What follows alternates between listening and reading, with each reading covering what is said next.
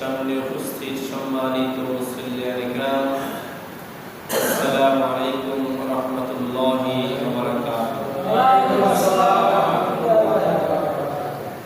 আল্লাহ সুবহানাহু ওয়া তাআলা তার শানে লাখি শুকর ও সুজুদ যে মহান মুআজ্জাত আজকে রবিউল আউয়াল মাস, এই মাসে এই তারিখে আপনাকে আমাকে আল্লাহ তাআলার মসজিদে এসে বসে রাসূলুল্লাহ সাল্লাল্লাহু আলাইহি ওয়াসাল্লাম তার শানে দুরূদ পাক কালামুল শরীফ তেলাওয়াত ও শোনার মতো তৌফিক দিলেন। শুকরিয়া তার আলহামদুলিল্লাহ। ভাইরা, জুমার দিনের সময় খুব কম, আর অন্য জায়গায় দেখছি আজানের পরেই শুরু হয়ে যায় আলোচনা, তার জন্য তারা সময় বেশি পায়। তো গ্রাম্য মসজিদ অনেকেই আসতে দেরি করে, কাজে বাজে থাকে।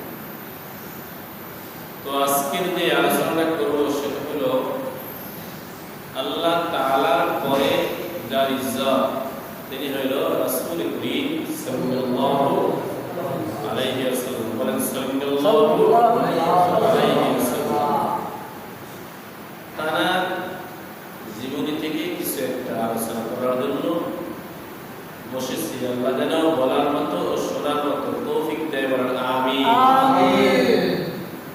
ভাইরা আমার, রাসূল করিম সাল্লাল্লাহু আলাইহি ওয়াসাল্লাম তার জীবনের আলোচনা যদি শুরু হয়, এর শেষ করার মতো সময় আর হবে না। তার গুণাবলী আলোচনা করলে শেষ করা যাবে না। রবিউল আউয়াল মাস, আমলের কোনো সুযোগ নাই, আলোচনার সুযোগ ও জানার সুযোগ। জানতে হবে যে এই দুনিয়াটা কিসের জন্য আসছে, আমরা কেন আসছি, আমরা কার আমল করব, কার কথা শুনব, কার কথা মানব, এগুলি আমাদের জানার জন্য হলো রবিউল আউয়াল মাস। এই মাসে মিলাদ দুরূদ পড়া শেষ নয়, শেষ হলো জাইনা শেষ। জানতে হবে, তো জানার জন্য প্রত্যেকের আগ্রহী থাকতে হবে। তো গেল জুমায় ছিলাম না এখানে, নিয়োগ করেছিলাম বলবো, খুব বলার সময় হয়নি। তো আজকে আমি সামান্য একটু আলোচনা করবো। আল্লাহ যেন সবাইকে শোনার মতো ও বোঝার মতো তৌফিক দেয়, আমিন। ভাইরা আমার, এই মাসটা হলো রবিউল আউয়াল মাস। অনেকেই ব্যাপক আলোচনা করে থাকেন, ব্যাপক আলোচনা জানে, কিন্তু ব্যাপক আলোচনা এই জায়গায় করার সুযোগ নেই। মানে সময় আছে মাত্র 15-20 মিনিট। তো আপনারা সকলে জানেন বিশ্ব নবী, তামাম জাহানের নবী, আমাদের নবী হইল তামাম জাহানের নবী।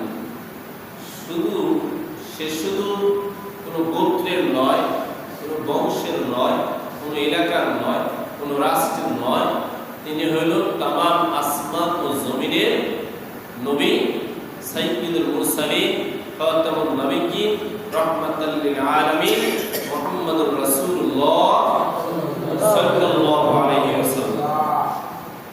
দুরূদ বললে সকলেই বলেন সাল্লাল্লাহু আলাইহি ওয়াসাল্লাম। তিনি এমনই একজন মানব, তার একটু না বললেই নয়। 570 খ্রিস্টাব্দে, কত খ্রিস্টাব্দে? 570 খ্রিস্টাব্দে মা আমিনার গর্ভে সুবহে সাদেকের সময় এই দুনিয়ায় যিনি আগমন করেন, তার নাম হইল মুহাম্মদুর রাসূলুল্লাহ সাল্লাল্লাহু আলাইহি ওয়াসাল্লাম। কিন্তু তিনি আগমনের পূর্বে,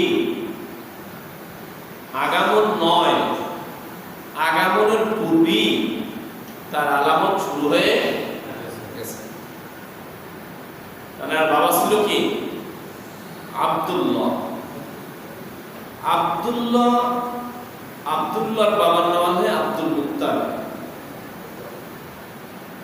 আব্দুল মুত্তালিব তিনি এলাকার মানুষের তাড়নায় টিকতে পারেন। প্রত্যেকে এসে বলছে, ভাই আপনার এই ছেলেটা আমাকে ভিক্ষা দিন, যে কোনো জিনিসের বিনিময়ে হোক না কেন এই ছেলেটাকে আপনি আমাকে ভিক্ষা দিন। কিসের জন্য? বলছেন আমি পাগল নয়, আমার মেয়ে পাগল, আপনার ছেলে দিন।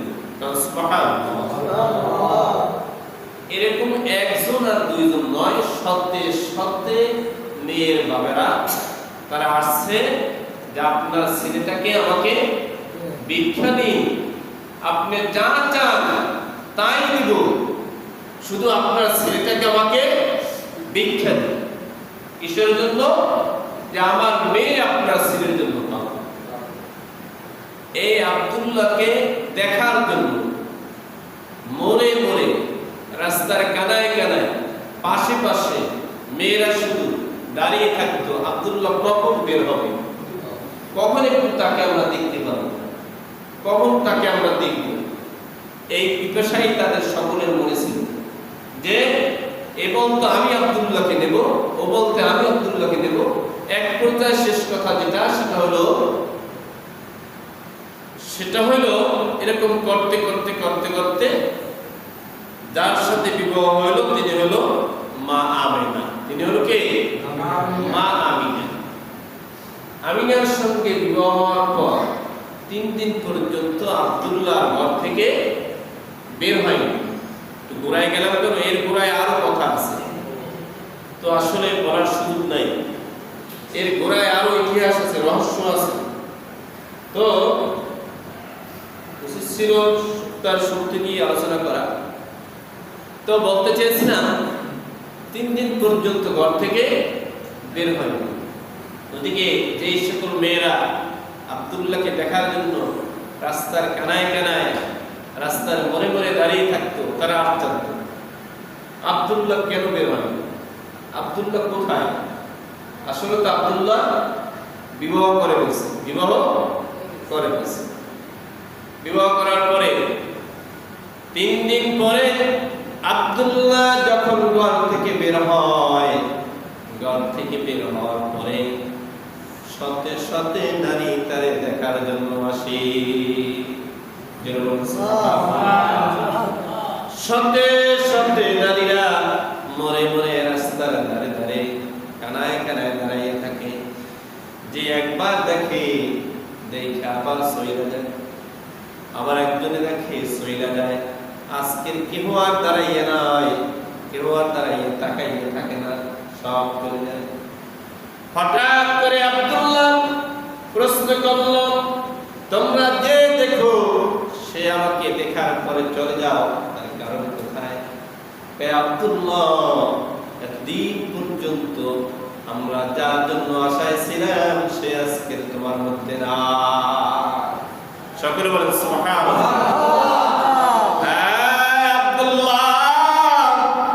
এতদিন পর্যন্ত তোমার চেহারা মুবারকে যা ছিল আজকের সেটা আমি দেখতে পাইনি, যার জন্য চলে যাই। এ বলতেছে, সে বলতেছে, সকলে বলতেছে আর তোমার মধ্যে সেই নাই যার জন্য আমরা এতদিন পর্যন্ত অপেক্ষায় ছিলাম। যারা বলেন সুবহানাল্লাহ। তোমার মধ্যে যেই নূর ছিল, যেই তাজাল্লি ছিল, আজকের আর তোমার মধ্যে নাই, যার জন্য আমরা চলে যাই। সে চলে গেছে মা আমিনার ঘরে। যারা বলেন সুবহানাল্লাহ। মা আমিনার ঘরে যখন চলে গেছে, বিশাল ইতিহাস। এতদিন পর্যন্ত মা আমিনার শরীর থেকে কোনো ঘেরান পাওয়া যায়নি। মা আমিনার ঘরে যখন মুহাম্মদুর রাসূলুল্লাহ সাল্লাল্লাহু আলাইহি ওয়াসাল্লাম যখন চলে গেছে, সাথে সাথে মা আমিনার শরীর থেকে এমন ঘ্রাণ, এমন সুঘ্রাণ বের হওয়া শুরু হয়েছে, সমস্ত মক্কার মানুষ আশ্চর্য হয়ে গেছে, কানাকানি শুরু হয়ে গেছে। যাই নাকি আমরা শরীর থেকে এমন সুঘ্রাণ কেন আসে? এমন সুঘ্রাণ থেকে আসে? মক্কার বাজারে এমন সেন্ট পাওয়া যায় না, মক্কার বাজারে এমন কোন সুঘ্রাণ সেন্ট নাই যেই সেন্টের এত ঘ্রাণ, এত ভালোবাসা, এত কিছু কোথা থেকে আসে? আব্দুল্লাহ মারা গেছে, বিধবা হয়ে গেছে, কিন্তু মা আমেনার শরীর থেকে এত সুঘ্রাণ কেমন আসে? কিভাবে আসে? কানাকানি শুরু হয়ে যায়। একজনে আর একজনের কাছে বলেন, বলার পরে তারা মনে মনে চিন্তা করছেন, আব্দুল্লাহর আব্বা আব্দুল মুত্তালিব, তার কাছে আমাদের নালিশ দিতে হবে যে এমন সেই কোথায় পেয়েছে, কোথায় পাইয়া শরীরে মাইখা রাস্তায় রাস্তায় হাঁটে, আর তার শরীরের ঘ্রাণের জ্বালায় আমরা সহ্য করতে পারি না, নালিশ দিতে হবে। একজন, দুইজন, তিনজন, কয়েকজন মানুষে আব্দুল মুত্তালিবের কাছে নালিশ দিয়েছে। নালিশ দেওয়ার পরে তার শাশুড়ির কাছেও বলছে, বলার পরে তারা চিন্তা করলো এই ব্যাপারটা কানাকানি শুরু হয়ে গেছে, এই ব্যাপারটা আমিনার কাছে বলতে হবে, সে যেন আর এই সুঘ্রাণ তার শরীরে না লাগায়। একদিন, দুই দিন, তিন দিন পরে আব্দুল মুত্তালিব এবং তার স্ত্রী মা আমিনার কাছে গিয়েছেন। মা আমিনার কাছে গিয়ে বলে, হে বেটি, তোমার শরীরে কি দিয়েছো যা মক্কার বাজারে কোনো দোকানেও পাওয়া যায় না, কোনো জায়গায় খুঁজে পাইনি, এমন সুঘ্রাণ তোমার শরীর থেকে আসে, তার কারণ কোথায় তুমি বলো? মা আমিনা চিৎকার দিয়ে বলেন, আমার শ্বশুর, আমার মা শুধু আমার শরীর থেকেই নয়, তিনি ছিল কৌশলী। হঠাৎ তার সামনে থুতু মোবারক ফেলাইছে, যেই থুতু মোবারক ফেলাইছে ওই থুতু থেকে এমন ভাবে সুঘ্রাণ শুরু হয়ে গেছে, তাম জায়গাটা ঘ্রাণে মগ্ন হয়ে গেছে। জোরে বলেন সুবহানাল্লাহ। মা মানে বলতেছে, বাবা রে, আমার মা শুধু আমার শরীর থেকে নয়, আপনি দেখুন এই যে থুতু ফেলাইলাম, এই থুতুর সঙ্গে এত ঘ্রাণ আসতেছে, আমি জানি না কি কারণে আসতেছে। আশ্চর্য হয়ে গেছে, আমার দোষ নাই। তখন বলল, মা তোমার তো কোনো দোষ নাই, কিন্তু মানুষে কানাকানি করে, মানুষে বলা বলি করে, যার জন্য আমরা তোমার কাছে জিজ্ঞাসা করার জন্য ব্যস্ত হয়ে গেছি। এখন তো দেখলাম তোমার কোনো দোষ নয়, তোমার কোনো কেরামতি নয়, এই কেরামতি যার তিনি হইল তোমার গর্বে। সুবহানাল্লাহ, সুবহানাল্লাহ, সুবহানাল্লাহ। এই ছিল বিশ্বনবী। এটা আমলের কোনো সুযোগ নাই, এটা শোনার জন্য, জানার জন্য যে আমাদের নবীজি কেমন একজন নবী ছিল, কেমন নবী ছিল। মা আমিনার গর্ভে যখন মুহাম্মদুর রাসূলুল্লাহ সাল্লাল্লাহু আলাইহি ওয়াসাল্লাম মা আমিনার গর্ভে যখন, মা আমিনা বলে, ও মক্কার মা বোনেরা, দেখো দেখো ঘরের যেই দেয়াল রয়েছে, সমস্ত দেয়ালে আমাকে সালাম করতেছে। শুধু দেয়ালে সালাম নয়, যেই বালি করে রয়েছে দুলাবালি, ওই দুলাবালি তো আমাকে সালাম জানায়। সুবহানাল্লাহ।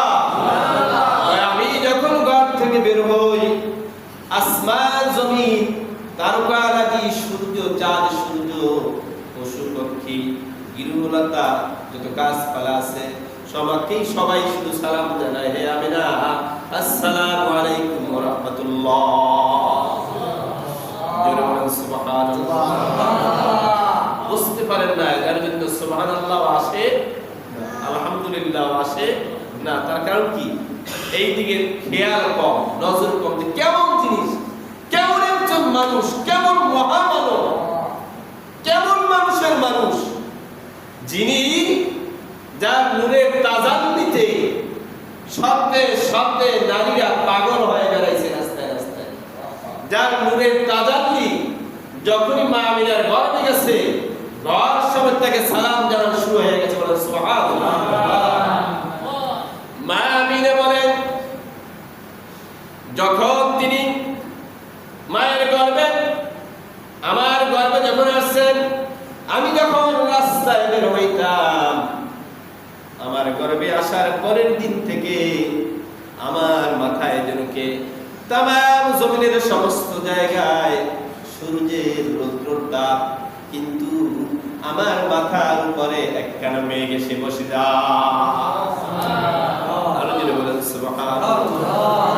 আমি যখন বাইরে বের হই, উত্তপ্ত বালিতে পা দিতে দেরি, কিন্তু ঠান্ডা হইতে দেরি হয় না। উত্তপ্ত পাথর, যেই পাথরে পা দিলে পা পুরে সারখার হয়ে যায়, সেই পায়ে আমি পা দিতে দেরি, কিন্তু ওই পাথর গরম হইতে দেরি হয় না।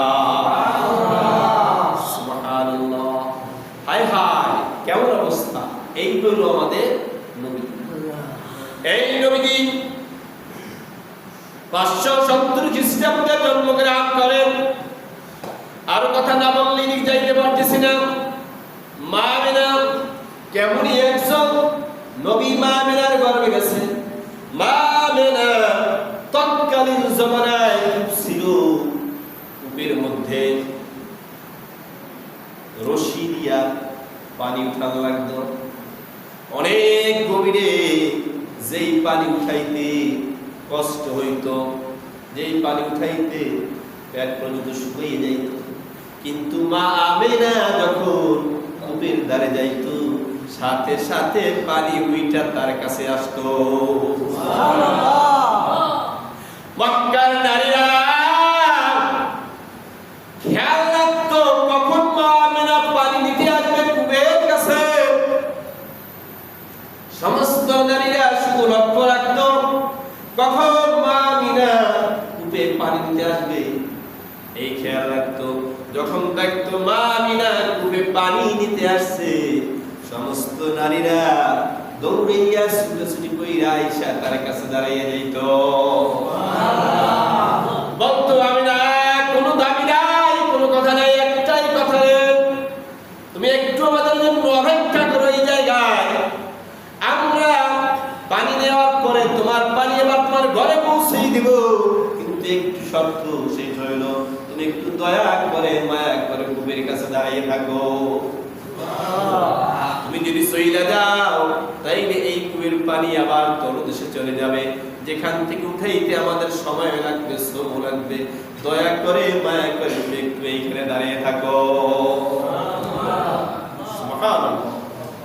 এমনই একজন নবী, যেই নবীর উম্মত আমরা জোরে বলেন সুবহানাল্লাহ।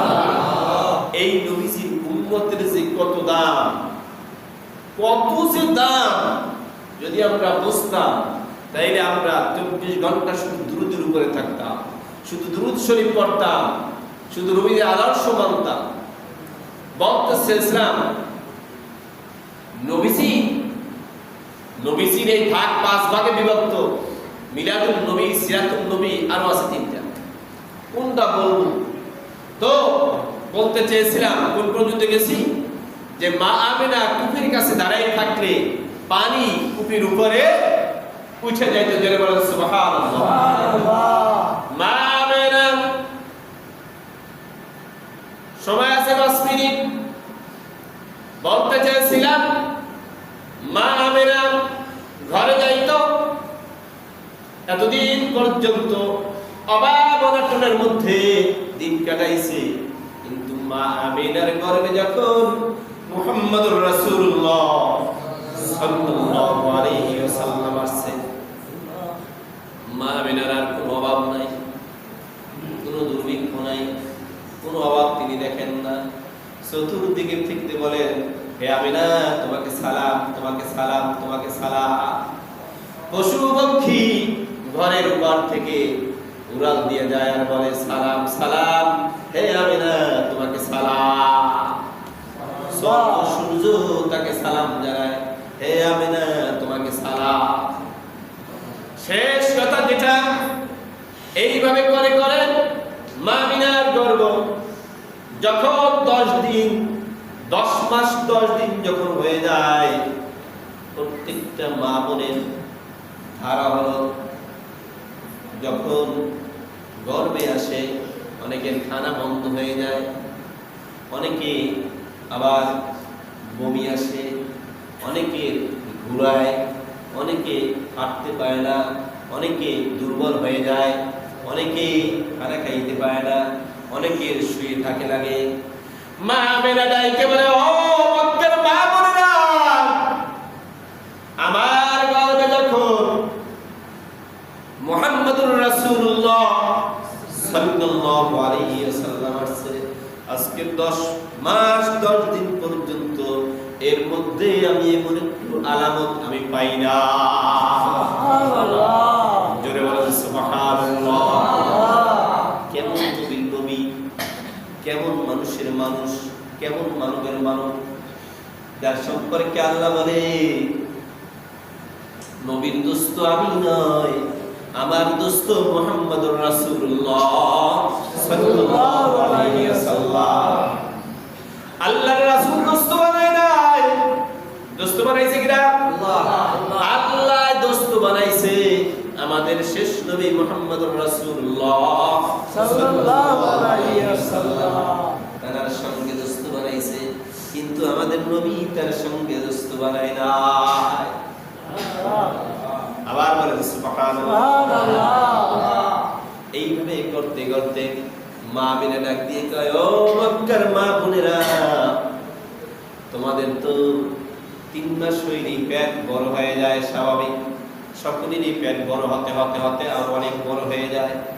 একটা নিদর্শন পাওয়া যায়, ওই মহিলা গর্ভ হয়েছে, ওই মহিলা গর্ভ হয়েছে, কিন্তু 10 মাস 10 দিন হইল, আমি গর্ব কিনা আমি আজ পর্যন্ত অনুভব করতে পাই না।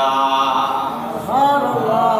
কেমন নবীর নবী, কেমন দোস্তের দোস্ত, কার সাথে দোস্ত বানাইছে। আর এই নবীকে বলে যে আপনার আমার মতো মানুষ, আসলে আপনার মতো আমার মতো তিনি মানুষ নয়, নয় না, আপনার আমার মতো মানুষ নয়, তিনি মহামানব, যার সঙ্গে তার সঙ্গে তুলনা হবে না, যার সঙ্গে কোন নবীর সঙ্গে তুলনা হবে না, যার সঙ্গে কোন রাসূলের সঙ্গে তুলনা হবে না। 2,24,000 পয়গম্বর, তার সঙ্গে কারো সঙ্গে কোনো তুলনা করা যাবে না। এমনি একজন নবী। মা আমিনা বলে, ও মক্কার মা বোনেরা, তোমাদের যখন গর্ভপাত হয়, যখন দুনিয়ার জমিনে কোনো সন্তান আসে, তখন তোমরা টের পাও। মানে আমার মা বোনেরা, যখন গর্ভপাত হবে ব্যথা শুরু হয়ে যায়, গলা কাটা মুরগের মতো ছটফট করে আর ডাকাডাকি করে, বাইরে আমার বোনেরা আমার, কোথায় ভাই, কোথায় স্বামী, কোথায় বাবা, কোথায় মা, চিৎকার করে এক ঘর থেকে অন্য ঘরে শোনা যায়। আর বলে, স্বামী রে, আমার প্রাণের স্বামী, আমি অন্যায় করেছি, অপরাধ করেছি, ভুল করেছি, আমার মনে হয় আজকের সময় শেষ হয়ে গেছে, দয়া করে মায়া করে আমাকে ক্ষমা করে দাও, মাফ করে দাও, আমার মনে হয় সময় শেষ হয়ে গেছে। বলে কি বলে না? বলে স্বামীর কাছ থেকে ক্ষমা চায়, মায়ের কাছে ক্ষমা চায়, বাবার কাছে ক্ষমা চায়, কেন এইটা আমার মনে হয় শেষ বিদায়, শেষ হয়ে যেতে পারি, থাকতেও পারি, নাও থাকতে পারি, দয়া করে আমাকে তোমরা ক্ষমা করে দাও। সুবহানাল্লাহ। মা আমিনা ডাক দিয়ে কয়, ও মা বোনেরা আমার, কিন্তু আমার যেই সময় গর্ভপাত হইবে আমি কোনো কিছুই টের পাইলাম না, এমনকি পিঁপড়ায় কামড় দিলে একটু ব্যথার অনুভব হয়, কিন্তু পিঁপড়ার কামড়ের ব্যথাটা আমার অনুভব হয় না। আরো জোরে বলেন সুবহানাল্লাহ। এইগুলো নবীজি, এইগুলো নবী কেমন করে হয়েছে? মা আমিনা যেই দিন যেই সময় সুবহে সাদিকের সময়, না রাত্র না দিন, বলতেন হুজুর সুবহে সাদিক বলে কাকে? সুবহে সাদিক হইল রমজান মাসে। অনেক মুয়াজ্জিন বলে আর 5 মিনিট বাকি আছে, 5 মিনিট পরে আর কোনো খানা খাবে না, আর 5 মিনিট বাকি আছে, 5 মিনিট পরে আর খানা খাওয়া যাবে না। ওই যে 5 মিনিট পরে যে সময়টা, সেই সময়টার নাম হইল সুবহে সাদিক, যার অর্থ হইল না রাত্র না দিন। এমনই একটা সময় মা আমিনার গর্ভ থেকে মুহাম্মদুর রাসূলুল্লাহ সাল্লাল্লাহু আলাইহি ওয়াসাল্লাম দুনিয়ার জমিনে ভূমিষ্ঠ হন। ভাইরা অনুষ্ঠিত হয় এ পর্যন্ত শেষ। আগে মনে করবেন যে আমি এরপর থেকে আবার আলোচনা শুরু করব, কেন যেহেতু সময় অতিক্রম করে কোনো কিছুই ভালো না, বেশি ভালো ভালো। আমিন। আখির দাওয়ানা আলহামদুলিল্লাহি রাব্বিল আলামিন। আসসালামু আলাইকুম ওয়া রাহমাতুল্লাহি